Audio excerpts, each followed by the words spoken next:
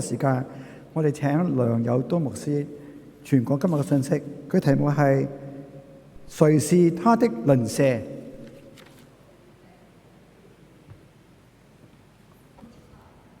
好，弟兄姊妹平安。當我今日嚟到嘅時候咧，睇到大家今年嘅主題係乜嘢啊？不如一齊讀下好嗎？以愛還愛，68載，教會內外恩典滿滿，以愛還愛。所以今日我都會分享有關於愛嚇，點樣以愛還愛啊！咁恩語堂已經68年喎，滿有神嘅恩典。但呢種恩典咧，唔單止喺邊度啊？喺教會裏邊，亦都應該喺教會嘅外邊。如果講教會嘅外邊，應該係講咩啊？正轉今日咧，我想同大家去分享鄰舍，係咪啊？邊個係我哋嘅鄰舍咧？啊，我哋又係邊一個嘅鄰舍咧？啊，咁樣正正今日我想同大家透過喺約翰福音耶穌同一個律法師嘅對話當中，所以帶出呢一個嘅信息咁樣。啊，咁頭先執事咧就當我哋讀咗呢段嘅經文啦，咁樣嚇。嗰個 point 係咪就咁？我撳呢個得 OK。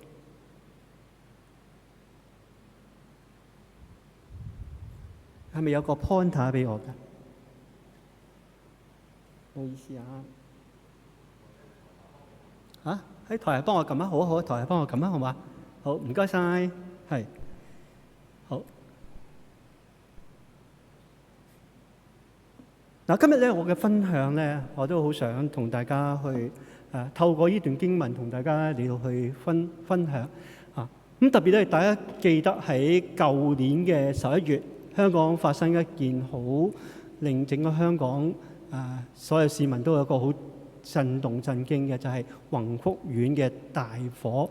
喺嗰次大火裏邊咧，有差唔多2000戶嘅家庭被燒去嘅家園咯，甚至有160幾個嘅生命因呢個火災嚟到罹難嘅。咁神俾我哋有機會咧去呢啲嘅災民遷徙到去一啲過渡性嘅房屋，我哋咧就能夠有機會接觸有成500-600戶嘅家庭，當中咧佢包括咗咧就喺啟德一個叫啟福居嘅一個過渡性房屋，另一個地方就係喺洪水橋嘅一個咧就係落橋樓嘅，亦都係一個過渡性嘅房屋咁樣。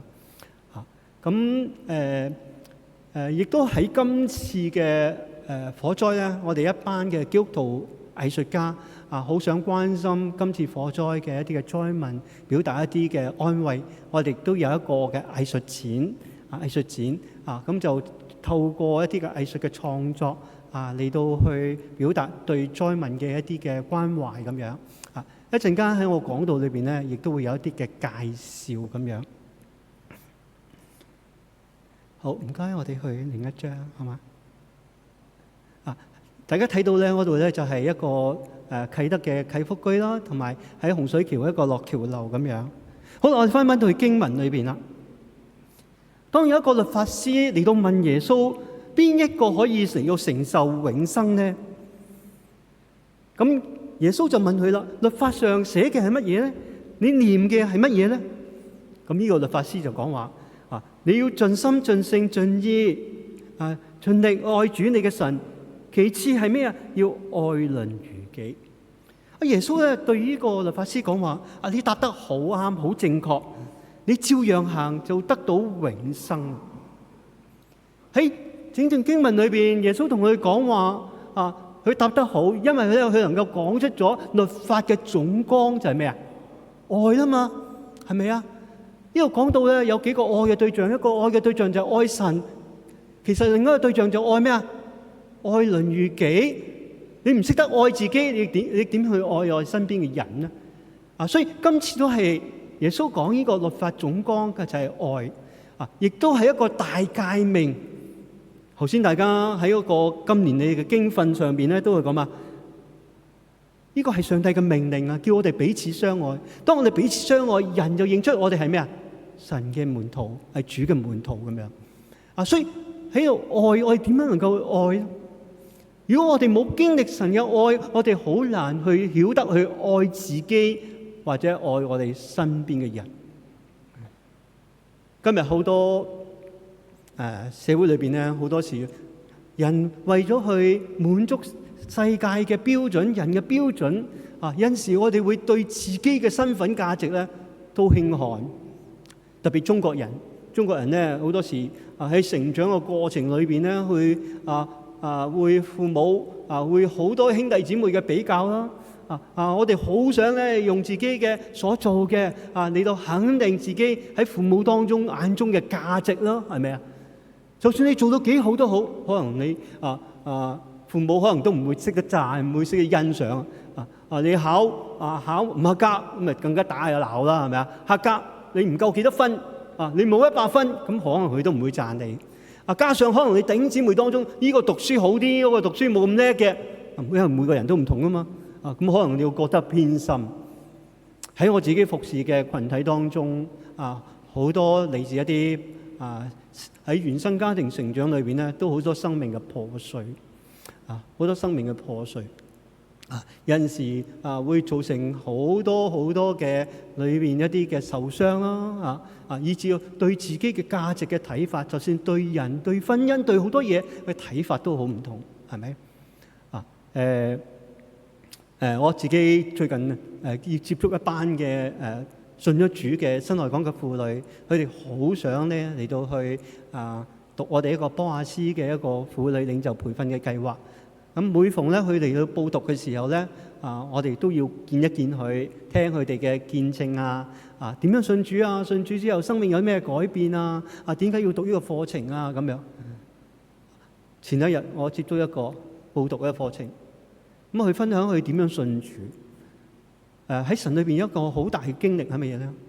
佢嘅經歷就係一種咧，就係原來喺原生家庭裏邊嘅成長裏邊好多嘅傷害特別佢好恨佢哥哥可能佢爸爸媽媽好錫阿哥重男輕女，對個女好多嘅忽視甚至傷害咁樣。但係當佢信咗主之後咧，佢生命能夠去被改變過嚟，佢能夠經歷上帝嘅愛嘅時候咧，佢就能夠曉得去饒恕佢哥哥結果咧，佢帶嚟佢哥哥咧即係復和翻佢之間嘅關係亦都咧帶咗佢整個家族咧嚟到信主所以佢好想咧能夠將福音咧能夠帶俾佢其他嘅親族未信嘅朋友當中咁樣。其實耶穌基督喺十字架上面所成就嘅呢個救恩，豈唔係能夠將我哋從罪裏邊拯救唔單止係俾我哋能夠有永生，更加好重要咩？十字架上邊係滅去一切嘅冤仇，成就嗰種嘅和睦。所以聖經講話，我們愛，下一句係咩啊？神先愛我哋嘛。當我哋還作罪人嘅時候神將耶穌基督賜俾我哋，為我哋死喺十字架上邊，顯明咗神嘅愛。所以頂住今日我哋有冇經歷上帝嘅愛，以致我哋能夠曉得去愛我哋身邊嘅人？有一次咧，一對夫婦嚟到我屋企即係一齊祈禱分享咯。呢對夫婦都係嚟自啲破碎嘅家庭。個丈夫咧就點咧？就係個媽媽就含辛茹苦湊大佢兩兄弟咁其中一個都係傳道人嚟嘅。咁咧個仔又好聽媽媽話啦咁點知娶個老婆翻嚟咧都好似阿媽嘅。嗰個太太就係又嚟自破碎家庭大家姐要照顧啲兄弟姊妹成咁樣。咁結咗婚之後，你點衍生啲咩問題啊？婆媳嘅問題啦個奶奶就覺得個新抱入咗門，好似咧哇，個仔唔聽晒老婆話，唔聽奶奶話咁樣哇。咁就老婆咧就話：喂，我嫁俾你定嫁俾你奶奶好似你未斷臍帶咁，造成婆媳之間好多言語態度上邊咧一啲嘅彼此嘅傷害。有一次呢個姊妹啦，咁喺崇拜裏邊。好深經歷神嘅愛，觸動佢嘅心，眼淚係咁流落嚟嘅時候，佢頂唔順啦，頂唔順就走咗出去教堂門口，攞起個電話打俾邊個打俾奶奶，同奶奶講：對唔住，因為可能喺態度、喺言語上面對你嘅傷害求你饒恕我啦咁樣。神充滿恩典，亦都臨到喺佢嘅奶奶上面。個奶奶因着新抱佢嗰種嘅即係咁願意嚟到去彼此能夠一種饒恕認罪嘅時候，神將佢哋嘅關係復和。甚至後尾個奶奶病喺醫院，你有冇諗過新抱咧？你要好悉心嚟到照顧住呢個奶奶。原來今日如果我哋冇經歷上帝嘅愛，我哋好難去講去饒恕我哋身邊周圍嘅人。唯有基督嘅愛激勵我哋，以致我哋曉得去愛，甚至愛一啲我哋唔願意愛嘅。甚至耶穌喺聖經裏面教導我哋，我哋要愛嗰啲咩啊？仇敵。今日喺整個世界裏邊充滿咗好多紛爭、仇恨。我相信唯有耶穌基督喺十字架上面所成就嘅呢個救恩，呢個愛先能夠化解冤仇。所以喺耶穌嘅呢個嘅喺聖經裏面呢個大嘅誡命係咩啊？要愛神，亦都要識得去咩啊？愛人，愛鄰如己，即係愛人如己咯。呢個係一個大嘅誡命。唔單止我哋有大使命，我要傳福音，更加我哋要守呢個大誡命，係咩啊？係活出愛你。所以點樣能夠承受永生？就係我哋能夠去愛神啦，愛己，亦都能夠識得去愛人。所以喺約翰福音約翰一書裏邊4章20至20節你話：人若說我愛神，卻恨自己嘅弟兄，就係說謊噶啦。唔愛看得見嘅弟兄，點能夠愛看不見嘅神呢？愛神嘅就係愛弟兄，呢個係從神領受嘅命令，亦都俾我哋嘅命令，你要守呢個嘅大嘅誡命。當呢個律法師要顯得自己有理，咁佢就問啦：邊一個係我嘅鄰舍啊？咁樣。咁耶穌咧就跟住即係講出咗好撒瑪利人嘅故事。佢話咧，有一個人經過耶利哥遇到強盜，俾強盜咧打到半死，剝晒佢嘅衫，丟低佢。但喺呢個故事嘅裏邊有幾個人嘅出現，其中一個出現嘅係咩啊？一個律法師，另外一個就係利未人。佢哋睇到呢個嘅被強盜打傷嘅人睇到嘅時候就沿路咧就走咗去啦，就冇理到啦咁樣。律法師呢個祭司同埋呢個利未人係咩人啊？係啲宗教嘅領袖。點解會見到人受傷，點解唔去理咧？祭司係咪諗住我要去趕住去獻祭啊？唔好理啦，唔好理啦。個利未人因為要好愛乾淨啊嘛，因為見到血剩有啲係不潔嘅時候，會唔會要做好多潔淨嘅嘢咧？做咧遠住路就走咗。可能耶穌都提醒我哋，今日我哋對人喺苦難當中，我哋有冇一種嘅關心咧？有一次咧，我去到一間嘅一個7·1嘅祈禱會，咁我就被邀請去為貧窮人一啲基層人去祈禱。咁另外一個嘅講員咧就去想為一啲咧即係有學習障礙嘅一啲嘅小朋友去祈禱，即係我家庭嚟到祈禱。咁講完就講到咧，有一對母女去到一間教會，個女咧就因為有啲情緒問題即係有陣時會叫成啊。咁去到一間教會，好想留低喺度，但係當中嘅弟兄姊妹覺得唔好你唔好嚟呢度去第二度啦咁樣甚至你唔好由正門走，你由後門走啦咁。如果你會點啊？好受傷害啦，好難過啦，咁樣係咪啊？可能我間教會覺得我哋唔識得服侍呢啲有問題嘅兒童，情緒有問題，甚至今日好多人可能精神各方面但係當呢一對母女去到另一間教會，呢間教會同樣係唔識得做服侍呢啲嘅家庭。但係你冇諗過，我啲嘅弟兄姊妹咧，反而去學習點樣去服侍一啲 SEN 嘅小朋友成啊！啲弟兄姊妹去學完就去接待去服侍呢啲嘅家庭結果佢哋嘅母子母女咧，能夠喺個教會裏邊咧，感覺到呢度滿有愛、包容同埋接納。同樣都係今日喺社會一個冷漠嘅世代當中，你見到人喺困苦當中，你會唔會去幫？大家有冇聽過碰瓷黨啊？碰瓷唔好幫啊！幫咗咧會點啊？惹禍上身㗎，自找麻煩㗎。中國人都説話國家門前雪係咪啊？不理他人咩啊？瓦上霜係咪啊？即係唔好顧啊！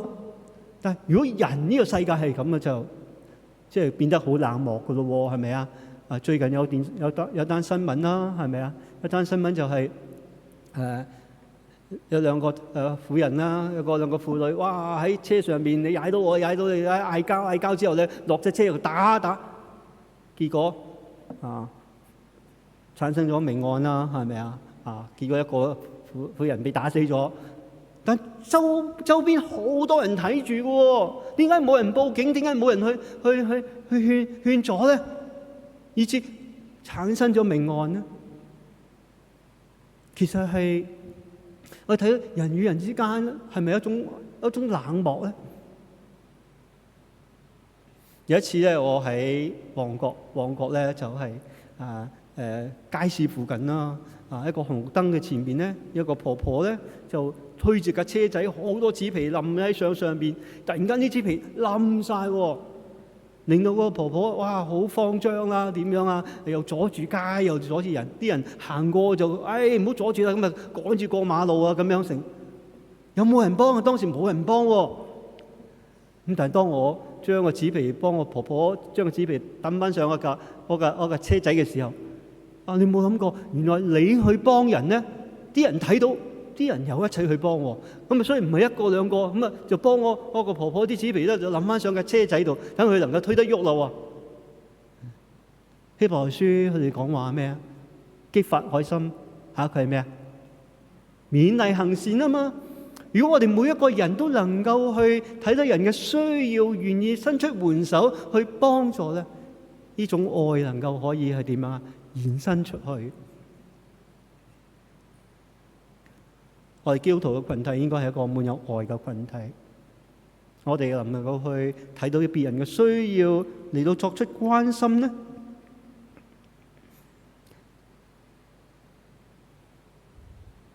當我哋睇到我哋另一幅裏邊咧另一個好撒瑪利亞人嘅故事，好想介紹咧兩幅畫俾大家去認識嘅。一幅畫咧就係梵高所畫嘅，大家知唔知梵高係咩人啊？一個畫家啦，好出色嘅畫家啦。佢就畫咗一幅咧，畫咗幾幅嘅宗教畫係好出名嘅。其中一幅咧就係好撒瑪利亞人嘅畫。其中一幅畫裏邊咧，其實表達咗佢自己。好撒瑪利亞嘅故事裏邊，其中一個被強盜打傷，彷彿梵高就係一個被強盜打傷嘅人。梵高嘅成長係點咧？佢出自一個牧師嘅家庭。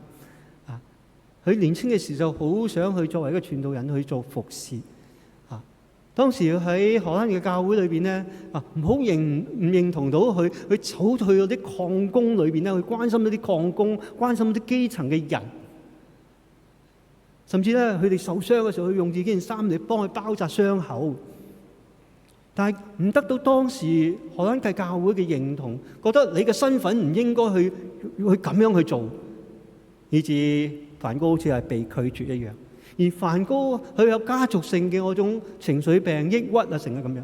梵高佢係咧佢一生27歲佢就開始去畫畫，佢醉心於喺好多嘅畫畫嘅裏邊。但佢畫嘅畫冇人欣賞。但邊一個係佢嘅好撒瑪利亞人咧？就係佢細佬西奧。西奧睇到呢個哥哥生命裏邊面對好多坎坷。佢啲畫賣唔出嘅時候，佢細佬西奧就幫佢買，一直支持呢個哥哥嘅生活等等嘅嘢。最後梵高入咗一個修院，一個療養院，因為佢情緒有問題。有另一個好撒瑪利亞人，就係一個醫生，叫做加賽醫生。佢曾經亦都係有情緒精神嘅問題，所以佢好明白一啲喺情緒精神上面嘅問題嘅人點樣嚟到關心與佢同行。所以喺梵高嘅生命當中佢細佬西奧同埋呢個醫生西塞醫生就成為咗喺佢人生裏面一個咧願意去關心扶持佢嘅一個好撒瑪利亞人。今日我知道梵高佢作品已經咧名聞於世，佢嘅作品價值連城。但係我哋冇諗過喺梵高佢嘅一生原來係面對咗咁坎坷。另一幅畫好想同大家去認識，呢幅畫就係喺今次宏福苑火災，我哋一班基督徒嚟到去創作一啲嘅畫，去表達對宏福嘅災民嘅一啲嘅關懷。有一次我講道，去一間教會講道，講道完咧有對母子出嚟同我傾偈，因為喺嗰次講道裏邊，我哋展示咗我自己創作一啲嘅畫。咁一個母子出嚟嘅時候，我一個年青人咧，其實係一個好信咗主啦，佢，但佢喺疫情喺社會運動嘅時候咧，佢患上精神病入過醫院但係佢又好醉心於畫畫嘅喎，短短幾年間佢創作咗400幾幅畫，佢俾啲畫我睇，我覺得畫好有意思，亦都好有深度。我就鼓勵呢個年青人喺今次畫展裏邊咧，你可唔可以為呢個火災宏福苑畫2幅畫創作可以嚟到展示啦？我話咁我就鼓勵佢，佢就畫啦。其中一幅畫就係大家所睇到嗰幅畫，叫做你並不孤單。你睇嗰幅畫裏邊咧，底下好似黑掹掹咁，其實係代表咗喺宏福苑火災裏邊嘅災民佢哋嗰種嘅心境，係咪啊？嗰種喺絕望黑暗裏邊嗰種痛苦。但係上邊你會睇到上邊咧，依稀見到一個好似十字架上面一隻好似白鴿咁佢話其實係代表咗咩咧？三位一體嘅神。十字架代表耶穌基督嗰種愛，佢個恩典，佢嘅醫治；聖靈代表咗保惠師對我哋一種安慰，賜俾我哋平安。另外天父嘅聲音俾我哋好多嘅鼓勵同埋安慰。我覺得佢創作得有冇意思啊？你並不孤單，好有意思，係咪啊？佢仲有其他嘅作品，咁我就鼓勵佢參展啦。點不知參展嘅時候，策展人話佢唔合標準喎，咁我就堅持你要俾佢參展。如果佢唔參展，我都唔參展咁樣。咁結果佢參展。咁喺嗰次畫展裏邊，我就鼓勵呢個年青人，你就去介紹下你2幅畫，俾一啲參展人去認識啦，認識你嘅畫背後嘅帶出嘅意義喺邊度嚟啦咁。咁個年青人開始能夠同人以往收埋自己，開始與人能夠可以傾偈去分享自己。之後我亦都將佢介紹咗俾一位基督徒嘅視藝老師。呢位視藝老師又好關心嗰位年青人，俾機會佢能夠成為咧佢嘅助教，嚟到去幫助佢喺視藝嘅教育上面協助佢嚟到點樣去服侍。其實今日我哋睇見好多人活喺困苦艱難裏邊，其實好需要有一啲好似撒瑪利亞人一樣咧，對佢哋作出一種關懷。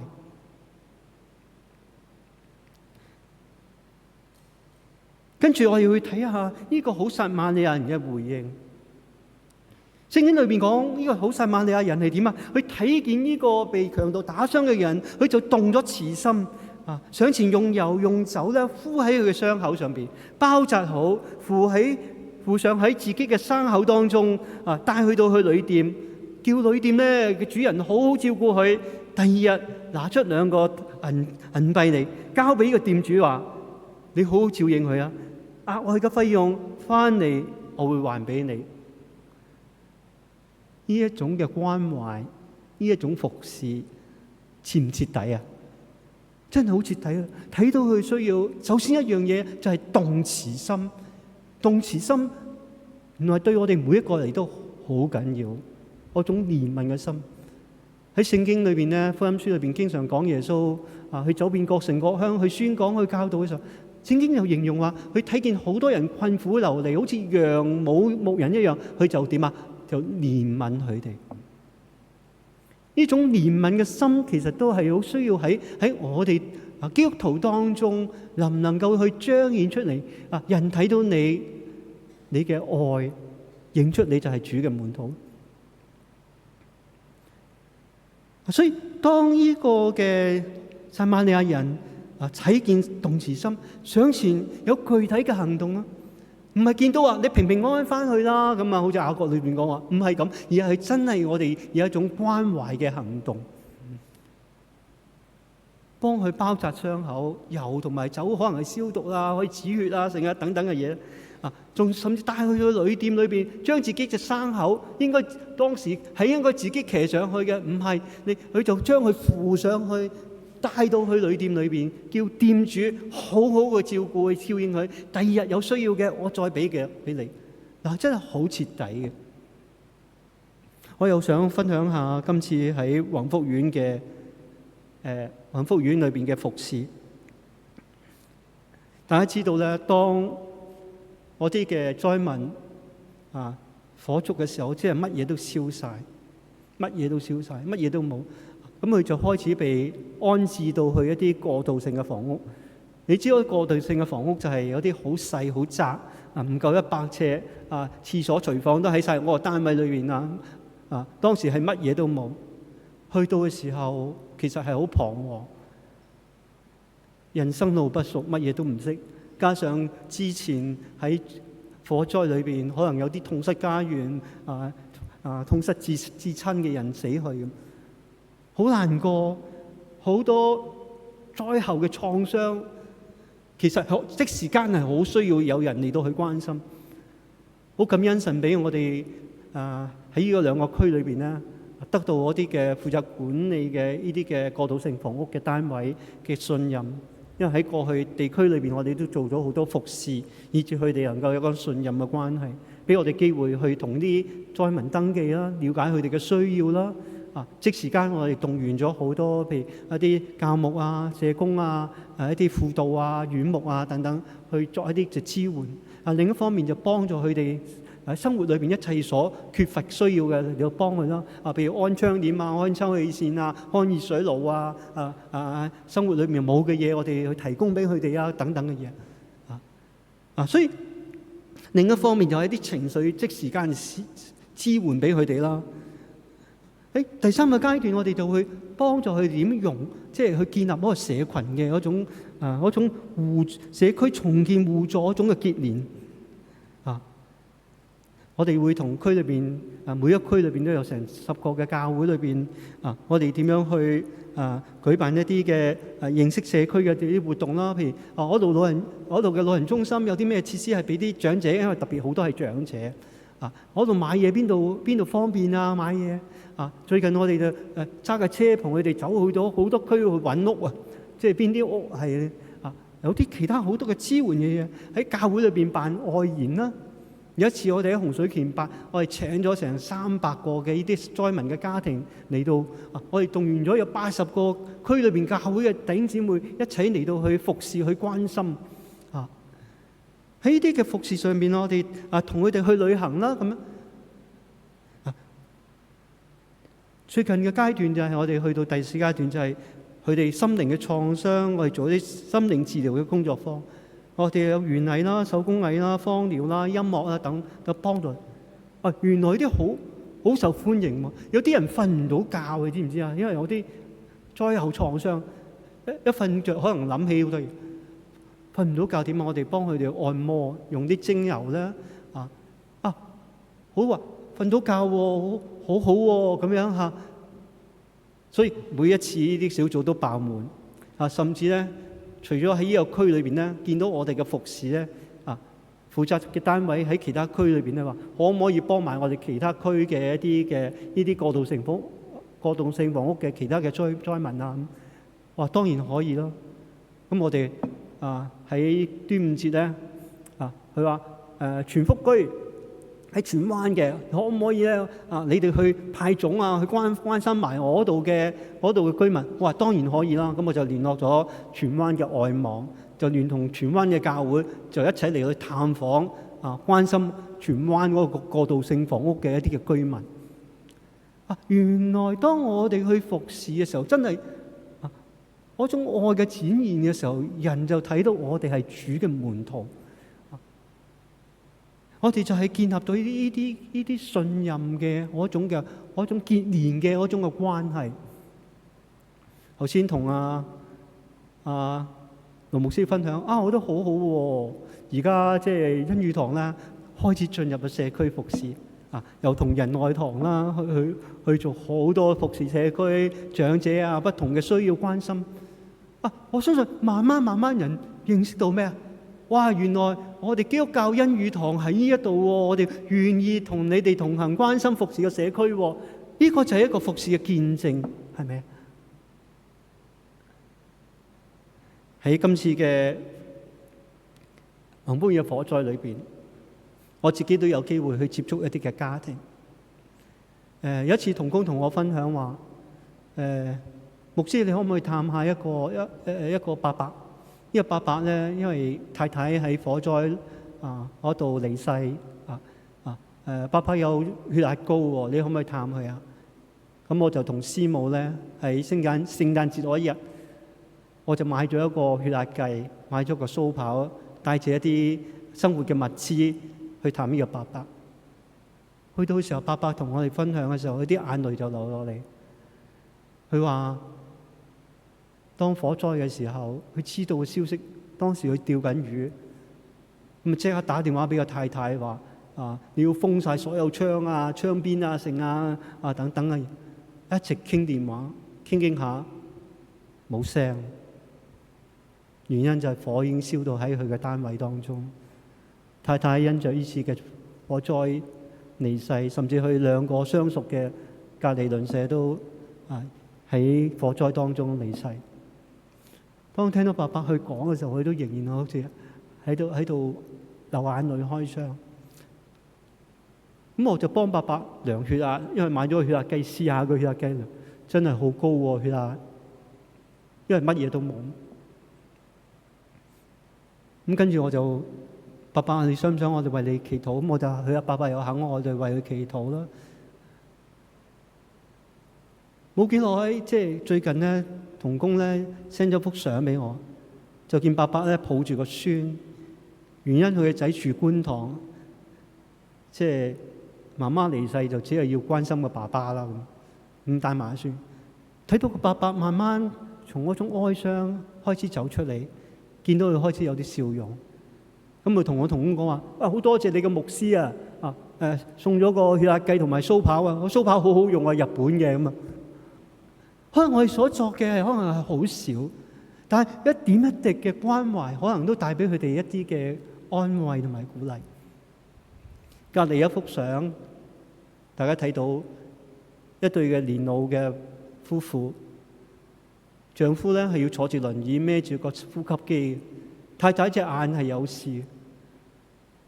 當日我同宣明會一個同工去探呢一對夫婦嘅時候，佢哋講述喺火災嘅時候，佢哋好恐懼，周圍都係煙，因為佢坐住輪椅，又呼吸困難，好難走。太太眼有時點推佢走咧？但好彩，消防即刻入到佢屋裏邊咧，將對夫婦救離咗嗰個災場。但屋企乜嘢都冇晒。去到啲過渡性房屋嘅時候，佢哋好困難。當佢講嘅時候，即係口裏邊都仍有嗰種恐懼出嚟。個伯伯就話啦：一日對住埲牆，因為坐住個輪椅，人都抑鬱啦。咁我伯伯講話：我可唔可以有部電動輪椅？有部電動輪椅咧，我可以出邊咧唞下氣，見下啲綠色嘢啦。咁我哋就幫佢揾到一部電動輪椅，就係我同工咧嘅先生就送咗就幫佢揾咗，又揾咗個義工幫佢處理嗰個電動輪椅啊。成日你見到幅相就係有手指就講，我伯伯就坐喺度。我太太隻眼有事喎，又冇回鄉證，又唔睇醫生，咁我哋啲同工就去同佢睇醫生攞回鄉證啊！呢種關心，其實喺個整個疫情裏邊呢半年多嘅時候，我哋同工咧日以繼夜睇到不同災民佢哋所面對嘅處境需要嘅時候，我哋點樣能夠去作出關懷，同教會一齊嚟到去服侍、去見證所以我啲過渡性嘅房屋，我啲負責單位覺得哇，你哋做得好好喎，做得好好之後點樣一齊做啦，做多啲咯，做埋其他區咯咁樣，以至我哋能夠有機會能夠去繼續去作見證。我相信神俾恩語堂同樣都係，當盧牧師開始去接觸嘅社區，睇到社區不同嘅需要，結連咗好多唔同嘅社福機構，能夠佢哋睇到我哋嘅服侍嗰種嘅心啦，嗰種熱誠，嗰種愛啦，以至佢肯願意同我哋更加深切嘅嗰種服侍關懷，呢個就係一個見證。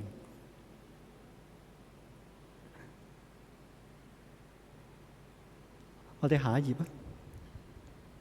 當耶穌講完呢一個嘅故事嘅時候，耶穌就問呢一個嘅律法師話：你想這3個人哪一個係落在強盜手中嘅人嘅鄰舍呢？呢個律法師亦都答得好好。佢點講話？就係憐憫佢嗰個嘅被強盜打傷嘅人，即係嗰個好撒瑪利亞人啦。耶穌就同佢講話：耶穌對他咁講話：你去啦，照樣做就罷啦。即係提醒佢，唔單止聽到睇到，而係要咩啊？要有實踐嘅行動去作關懷。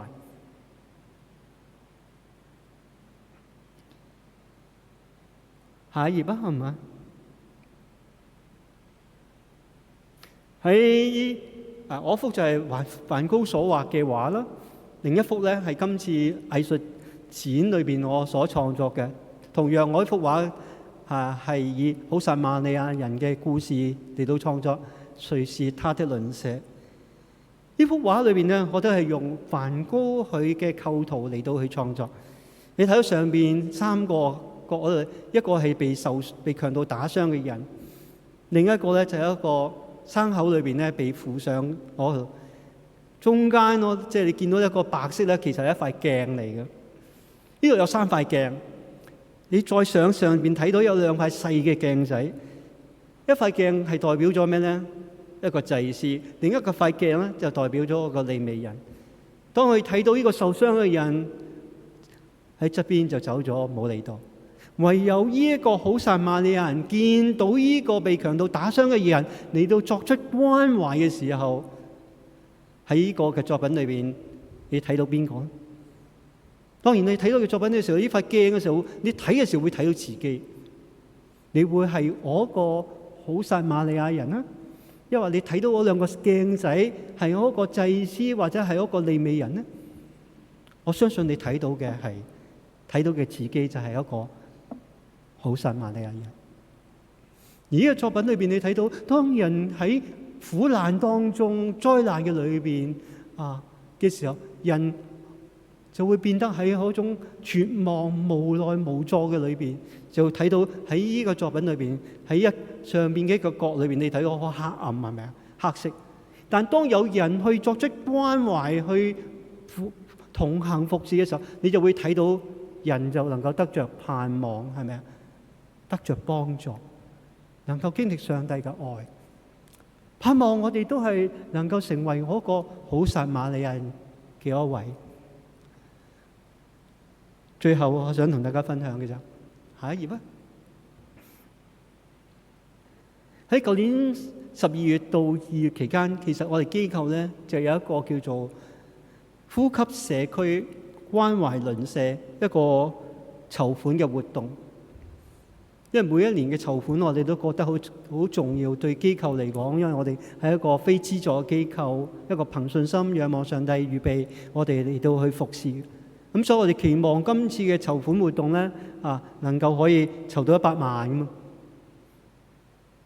呢個活動嘅背後嘅意義就係，我哋好想參與嘅弟兄姊妹參與嘅人落到社區，攞起你嘅手機，見到一啲人同埋事係觸動住你嘅心嘅，你就將佢拍低落嚟，寫少少嘅感受就會放上喺我哋嘅 Facebook 或者 IG 上邊係好希望大家唔係淨係籌款行而係好想大家都能夠對社區不同需要嘅人能夠有一種看見，因為我哋都係我哋嘅鄰舍，係咪啊？但因着呢一次嘅宏福苑嘅事件，我哋唔想好主力去推動我哋呢次嘅籌款活動，所以我哋擱置甚至延後我哋呢個籌款活動。我哋着力就係回應喺宏福苑火災所帶嚟災民嘅種種嘅一啲嘅需要上面。好自然啦，我哋冇着力去推動嘅時候，籌款嘅目標一定唔能夠達到啦。但你冇諗過，原來神係好信實嘅神。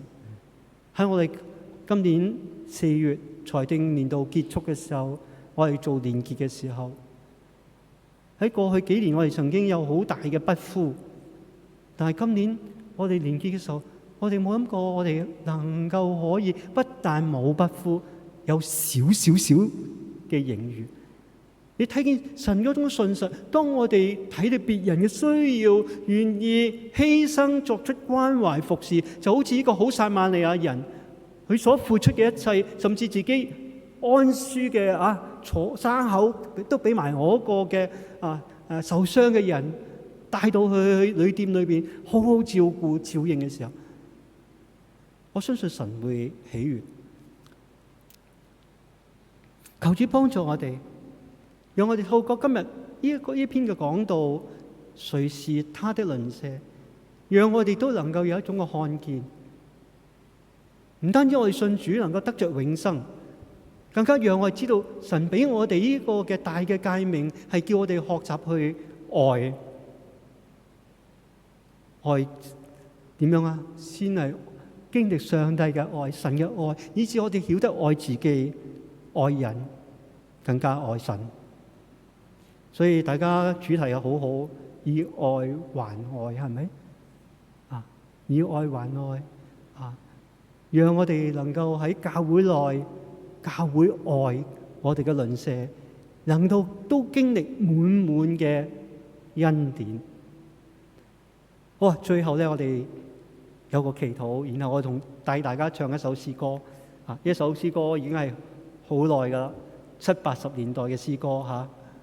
好，我哋一齊祈禱先。天父上帝，多謝你，係你嘅愛對我哋嘅揀選同埋呼召。願我哋能夠有着耶穌你一種憐憫嘅看見，睇見今日喺我哋嘅城市，喺好多人係活喺好多嘅困苦艱難，甚至無奈絕望當中嘅時候，願意神你呼召我哋，好似一個好撒瑪利亞人一樣去作出關懷，讓我哋作耶穌你所作，愛耶穌你所愛，關心耶穌你所關心。願意我哋能夠睇到當我哋遵行神你俾我哋呢個嘅大誡命、大使命嘅時候，讓我哋睇見眾人認出我哋係主你嘅門徒。多謝主你垂聽我哋嘅禱告，奉耶穌基督聖名。好，同大家唱一首詩歌《動力信望愛》，我哋一齊起身啦，好嗎？